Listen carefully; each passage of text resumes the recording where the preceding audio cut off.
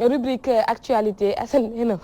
c'est le chef Charles mooy chef bi moo ne sama noppi di nguñu actualité laataa ñu coo dem dañuy daal di jukki li nga xam ne moo gën a fës ci ëttu yéenekaay yi ñu xëy fësal ñu dooree ko ci kër gi Walf Quotidien daal di xëy fësal nag nataalu njiitu réew mi Macky Sall muy xamle ne mu mel ni vert ba daal naa soobu ci système bi wàllu parti socialiste lay wax mi nga xam ne mu nga gën a soobu ci liggéeyu njiitu réew mi Macky Sall li koy waral mooy ne ki wuutu ki nga xam ne moom moo di Ousmane Tanor Dieng dafa mel ni ci parti bu Macky Sall la bawoo loolee moo daal di fës ci titre bu Walf Quotidien réew mi quotidien moom itamit xëy fësal nataalo ki nga xam ne moom moo di njiitu réew mi Macky Sall muy xamle ne nag jeexalagul noppeegul fi mu ne ngir daal di servir ñi nga xam ne ñoo di askan bi ci rationalisation communication présidentielle bi gannaaw nag ba mu dajooweek ay naataangoom yëkkati na ay kàddu jëmale ko ci wàllu wile am na nag ñu mu atte ñàkkal ci wàllu wi ne buñ ca yëkkateeti kàddu yey ca yàbbi mbir ma du seenu domaine rawatina mbirub ñetteelub mandat gi ñi ruumalaat ndim naam waaw am déet dana ko jéem a sàkku ci réew mi ci noonee sax la ñuy des ak Sud Quotidien ndax ci wàllu troisième mandat bi ñuy ruumandaat ndax day amam déet ci loolee la ñu daal di xëy fësal ni am allié ya ku ci nekk ak la nga cee yey yàbbi ñoo mën cee fësal nataaru Zator Mbaye Abdoulaye Wilane bu parti socialiste ñu mën ci nemmeeku yi tamit nataalu Moussa Sarr ak Moussa Sow ñooñu ñoo nekk daanaka ñu bokkees ci Benno Bokk Yaakaar doon gunge ñu trop Macky Sall ni ki ati 2012 ba tey yëkkati nañu yey yàbbi ci lu jëm supposé troisième mandat bu njiitu réew mi Macky Sall Tribune moom xëy fësal daanaka la fay daal di la fa nekk ay jafe-jafe ci boppu état bu réew pa Sénégal ñuy xamle ne moom mi lee di Amadou Ba dafa mel ni jamono ji mu ngi ci ay jafe-jafe digganteem ndax neex na si mbiram ak njiitu réew Macky Sall loolee la sunu naataango yi ci Tribune daal di xëy ñoom itamit fësal Vox Populi moom daal di xëy fësal nag soxna Aïda Diallo mi taxaw teem ngir daal di jàkku njëggal ci kanamu xalifa général des Mourides Serigne Mountakha Bachir Mbacké ci ab vidéo la daal di jébbal ab njëggalam ñu mën a fësal nataalam moom Aïda Diallo kon nag ñu daal di xëy Aline Sow dooree ko ci à la une bu Walf Quotidien mu mel ni moom Macky Sall jafe-jafe système la am. système bi il faut mu jaxasoo parce que affaire bi ni ñu ko toggee la sans choix justement du président de la République bi mu amee son premier mandat bi ñu koy doog a fal mu choisir travailler donc gagner ensemble mooy seen slogan boobu ñu amoon gagner ensemble pour et travailler ensemble et gouverner ensemble si je peux le dire comme ça donc ñoom loolu moo leen taxoon a jóg donc finalement yooyu noonu suppu kànja nag di nga maam dafay bari ay bagages lu nekk ngi ci biir yéet baa ngi ci am na ñoo xam ne dañu allergie yéet paañ bu mu ngi ci aussi am ñoo xam ne dañu allergie paañ bon ben bu la neexee nga def ci aussi ci suppu kànja boobu bu la neexee nga def ci jënu koŋ mais en même temps aussi bu la neexee nga def ci yàpp jaxase ko xam nga jaxase boobu day xaw a doy waar loo ci laal rek di nga maam mun nga ci am ay allergie wala dina difficile trop ñëpp mun a supporter loolu yëpp dans un même ventre dina xaw a compliqué donc pour expliquer métaphoriquement bien évidemment pour expliquer que ni c'est pas très mais man affaire bi day ñëw suma bopp quoi ndaw soosu ba tey ndaw si daanu quoi ça me prend la tête voilà donc enfin bref donc c'est pas très évident dina xaw a compliqué trop ci Macky Sall pour mu gérer liggéeyam bi normalement Macky Sall risque en réalité ba dina def boo sàgganee 12 ans à moins que yàlla dimbali ko ak xëj na ñeneen ñi nga xam ne am nañu expérience war ko mën a désorienter ci beneen sens ndax mu li ko dese ci mandat bi mu mën ko continuer mais su ko yàlla dimbaliwul boo sàgganee dina def totalement le contraire de Abdoulaye Wade c'est-à-dire que dina def 12 ans mais en fait du liggéey dara lu concret dans ce pays dina xaw a compliqué trop ci moom parce que en réalité il a perdu beaucoup trop de temps par rapport ak ce système cette coalition suppu kànja donc moi je pense que c'est normal jéem na liggéeyal ñoo xam ne dañu bëggoon nekk président la ñoo xam ne dañoo am ay ambition te moom dafa amoon une idée au départ avec son yoonu yokkute finalement les autres sont arrivés affaire bi jaxasoo yu bari retard dañu koy xam nga je pense que le premier mandat de président Macky Sall amul kiiwul gouverné wul quoi en fait. gouverné wul moom kese mbir yi dafa jaxasoo woon ligne amul woon une direction il y avait plusieurs directions boo xam ne moom moo ko doon jéem a organiser mais dafa doon am ay carambolage yu bari par rapport ak. Aliou Sow c'est quoi réellement le problème du gouvernement de Macky Sall lan moo nekk problème bi exactement lan moo tax ba tey mënagul teg tànkam foo xam ne nii askan wi mën nañ cee gis yoonu yokkute gi muy yàgg a woote. C'est quoi le problème. mais parce que gars yi ni ñu dajaloo parce que en réalité. Oh, ils savent pas travailler ils ont pas de direction affaire bi leerul ci seen bopp véritablement gis nga Aïcha bu fekkee ni da nga jóg le matin pour ñëw di liggéey je pense que ni avant nga ñëw fii 8 heures toog ci plateau bi yow leer na ci sa bopp ni entre 8 heures ak 10 heures xam nga li nga war a def ci yëpp à 8h15 vous savez ce que vous avez à faire à 8h30 moins le quart 9h15 10h moins le quart jusqu'à 10h dafa leer donc nguur boo ko jëlee au départ il faut ci juróom-ñaari at yooyu nga xam nan ngay tracer mbir yi dëkk nga quoi da nga am souveraineté am dëkk am doole am xaalis bu ñu la tegal xaalis boo ko amul sax mën nga ko jëli feneen après nga fay ko plus tard donc war nga mën a xam li ngay def ba pare mu am un suivi le suivi obligatoire boo xam ne képp koo xam ne da nga ko jox liggéey mu mun ko surveiller je pense que on ne travaille et puis à la limite c'est un peu normal parce que ñun duñu liggéey ci ay comment dire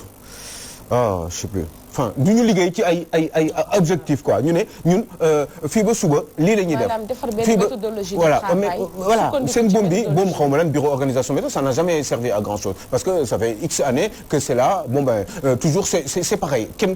Abdou Aziz Tall tegoon nañu ko foofu parce que soi-disant c'était un expert et cetera gaa waajooju bu mu ñëwee gis ngeen finalement dem na sax te finalement mujjewul yegg si premier mandat bi amul benn njëriñ je pense que ni je pense dañu ko jikkowoo quoi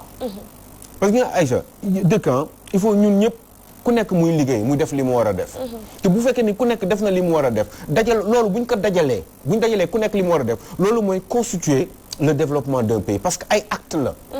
acte yooyu nit ñi di poser tout le temps bu ñu ko dajalee moom mooy kii mais ci au départ ki war a tax acte yooyu facile il faut que mu am une facilité d'impulsion c'est-à-dire que mu am l'intelligence une vision globale de la chose mooy du Sénégal en l'occurrence avec ses 15 millions d'habitants qu'est-ce que je dois faire pour que dans 7 ans ma toll ci béréb bi niveau bi ma toll nii ma yegg ci beneen niveau bi nan laa war a mën a def bon teg plan bi mu leer nañ seen bopp regardez on parle du PSE mais finalement est-ce que on a senti quelque chose dans le PSE Macky Sall risque de partir dans 4 ans et demi te peut-être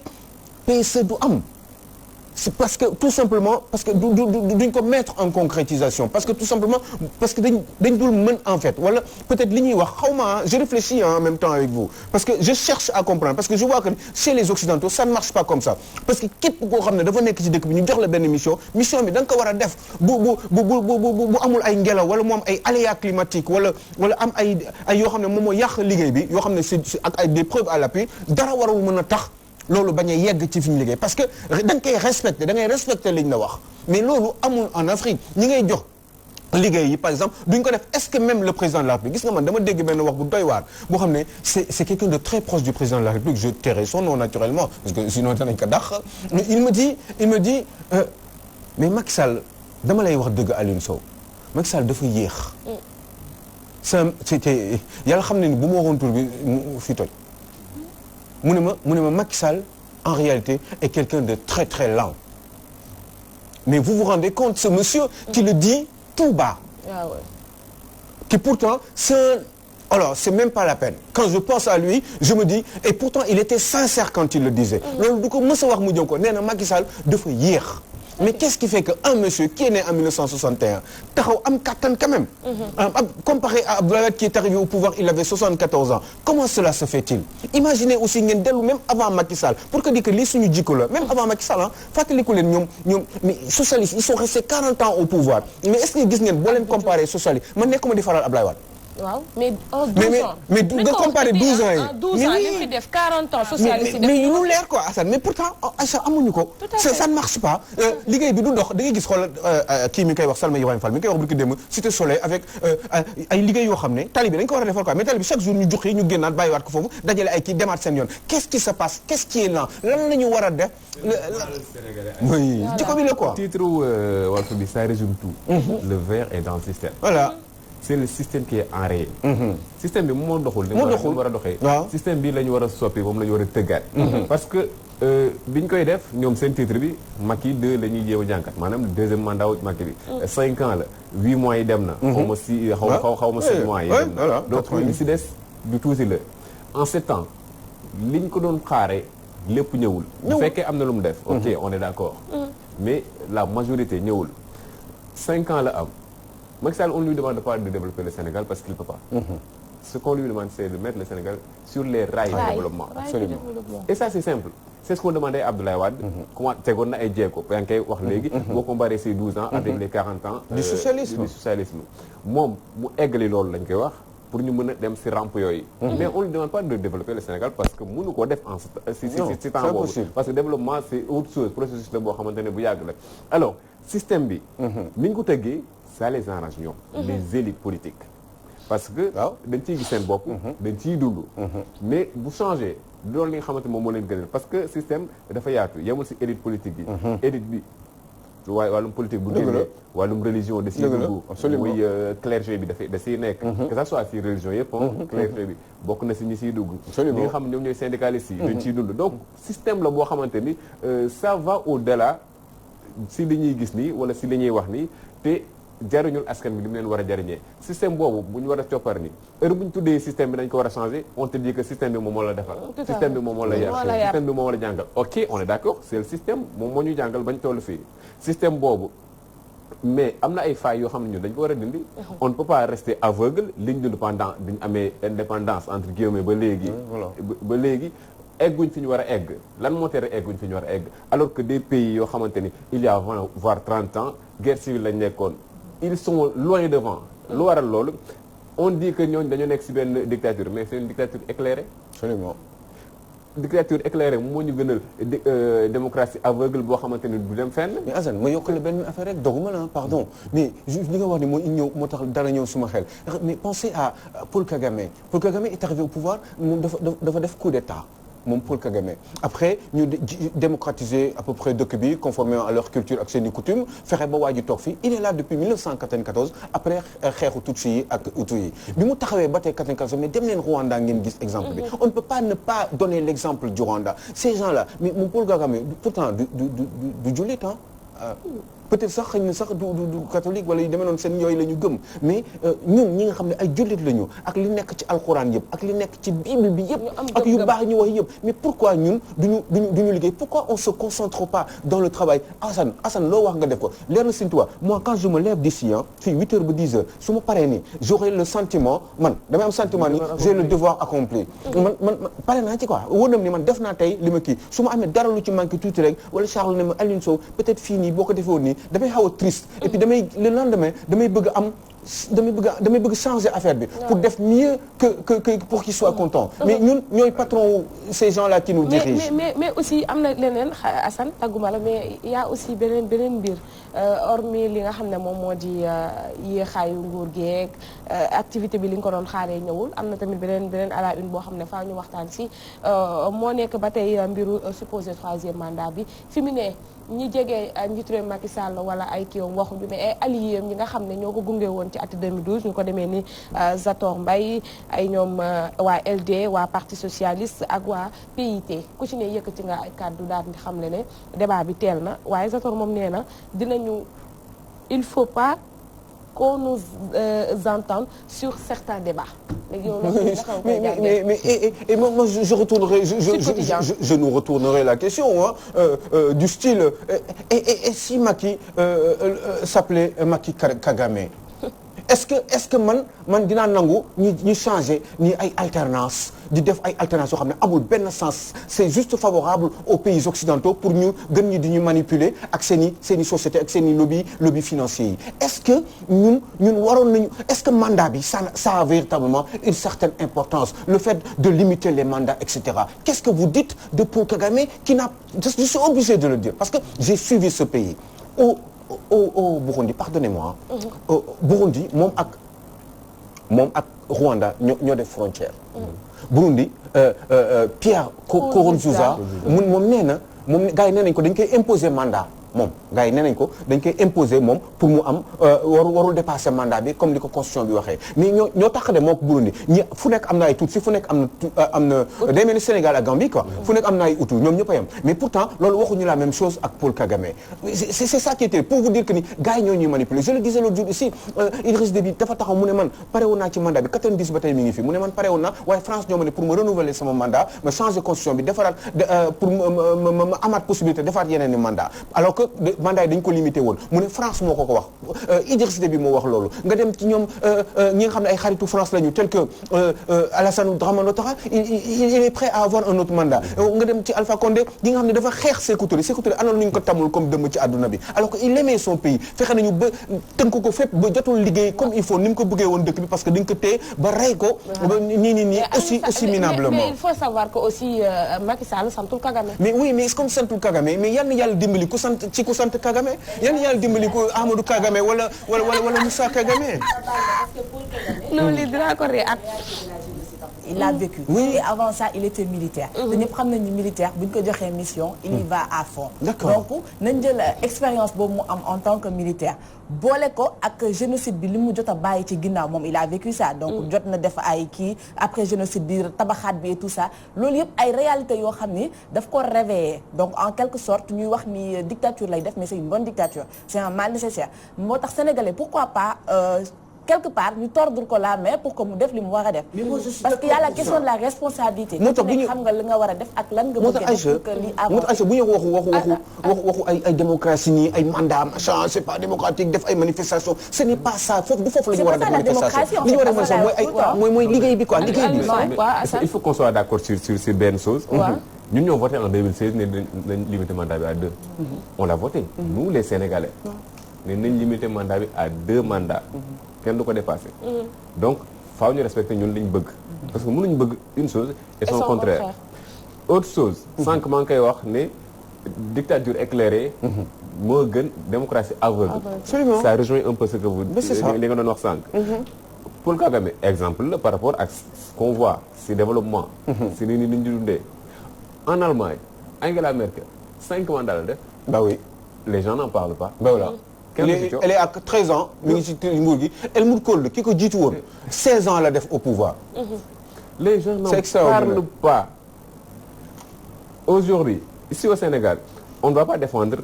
man boog personnellement je vais pas défendre beneen 3e mandat de Macky Sall parce que constitution bi am na lu mu wax parce que ça ñun ñoo ko voté dañ ko war a doxal comme ni mu waree ce débat là mérite d'être posé pour être vidé définitivement absolument parce que Omerta wu c'est les alliés moom la Sud Quotidien wax c'est normal parce que allié bi njëkk a wax barki dem moo jaay lañ ko tëwal muy Sori Kaba yaakaar naa ne bañu perdre seen poste yi xam ñu téye seen làmmiñ c'est dommage Assane c'est vrai que problème mu mandat yi moom bu ñu ko dee wax duñ fi jógee juste rek titre Vox Populi dañoo wax fasal ni que Soxna Aïda Diallo jéggalu na ana sa analyse ci loolu jéggalu na j'espère qu'elle est sincère parce que finalement amoon na lu mu njëkkoon ay promesses yu mu defoon ak sang bi Mbacké mais elle n'a pas su respecter ces promesses là à un moment donné dem naa ba xalaat ni est-ce que ce n'est pas un groupe d'anciennes épouses bandites parce que finalement yi ñu doon def c'était un peu je veux dire c'était offensant par rapport ak ñun suñuy us ak suñuy coutume ak surtout suñu foi yi nga xam ne moom la ñu am nekk jigéen di def yu kenn xamul yoo xam ne da nga ma am wax dëgg yàlla bu ñu amee lu ñu ci bañ a wax sax c'est parce que xanaa feu sëñ Cheikh Béthio rek lañ ci seet mais sinon kon c'est même pas la peine je pense que ni elle a beaucoup manqué justement de tact d'éducation et de elle a été là yaa xam ce n'est pas Sori Kaba qui est indiscipliné c'est plutôt c'est plutôt Aïda qui est indiscipliné moom la ñu wax defal lii mu ne waaw dem def leneen maintenant est-ce que loolu promesse bi mu defaat sang bi dina ko respecter waaw wala déet reste à voir mais je pense que ni doful te dina jàpp ko te xam na ni toll na benn mbir mi toll na ci benn situation boobu benn niveau boo xam ne elle devra faire extrêmement attention parce que hier dégg naa Ngabou il y a des gens même qui étaient prêts dem fekk foofu pour dañ ko à la limite exfiltrer assez rapidement pour indi ko Dakar bon jégalu na on peut toujours on peut supposer qu'elle est de bonne foi pour ce coup-ci que dafa xawoon na réer rek seytaane ko duggoon et que jigéen la te mu war a xam ni encore une fois mënul jiite jàkk mun na nekk taalibe ak nag góorgóorlu liggéey ci yoonu sëriñ bi comme ni ñu ko digalee waaye yi nga xam ne àndul wala baaxul te ñu ko koy tere daf ko war a respecter et là yaa xam encore une fois ce n'est pas Sori Kaba qui est indiscipliné parce qu'il a dit son avis c'est plutôt Aïda qui est indiscipliné parce que non seulement on lui a donné dañ ko wax li mu war a def mu promettre ne dina ko def te respecté wu ko kooku moo indiscipliné mais pas Sori Kaba qui a justement travaillé sur la démocratie. Voilà. Pour dire quoi yaa xam c'est la question petit garçon je t'aime bien hein, mais en même temps aussi on est au Sénégal on est là pour réfléchir il faudrait que wax yi aussi boo leen koy wax ngeen bañ a yóbbu seen passion wala seen faralaate quoi parce que quand même famille lan Faysal dynastie Faysal yow yaa ko créé woon quoi donc n'est-ce pas maa ngi lay ziar di la sant di la gërëm waaye nag fii dëgg rek la ñuy wax te sénégalais dañuy seetaan donc il faut ñu leen di leeral quand même waaye yàlla sàmm la quand même nga góorgóorlu bu baax te beneen yoon nga def attention dans ce que vous dites Aliou yow tamit yàlla sàmm. ci dëgg gi ngay wax. waaw mu dugg ci xolu mag ñi nag surtout mag ñi laa bëgg. xam nga loolu waaw man mag dañu bëgg. waaw mag ñi laa bëgg. mais man est-ce que xam nga man dama laa. yow Khadija. loolu dafa leer waa léegi wuyu ma.